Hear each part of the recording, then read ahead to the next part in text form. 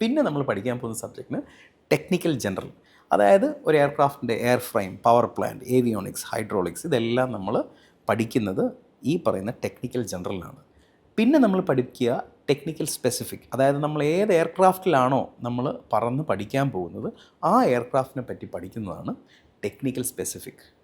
ഈ ഈ പരീക്ഷകളെല്ലാം ഇത് മറ്റേ ഒബ്ജക്റ്റീവ് ടൈപ്പ് ക്വസ്റ്റ്യനാണ്. 100 മാർക്കിലാണ് പരീക്ഷ. അതിൽ 70% നിങ്ങൾ നേടുകയാണെങ്കിൽ നിങ്ങൾക്ക് ആ പരീക്ഷകൾ ക്ലിയർ ചെയ്യാം. നിങ്ങളിത് ക്ലിയർ ചെയ്ത് കഴിഞ്ഞാൽ പിന്നെ DGCA പറയുന്നത് നിങ്ങൾ പോയി ഒരു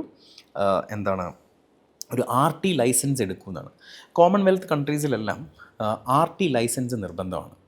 അപ്പോൾ RT ലൈസൻസ് എന്ന് പറഞ്ഞു കഴിഞ്ഞാൽ നമ്മൾ വയർലെസ് ഉപയോഗിക്കാനുള്ള ലൈസൻസ്. ഇത് നമ്മളെ നാട്ടിൽ ഇഷ്യൂ ചെയ്യുന്നത് വയർലെസ് പ്ലാനിങ് ആൻഡ് കോർഡിനേഷൻ എന്ന് പറയുന്ന ഒരു ഇൻസ്റ്റിറ്റ്യൂഷനാണ്, WPC എന്ന് പറയും. ഇതിൻ്റെ ടെസ്റ്റ് നടത്തുന്നത് DGCA ആണ്.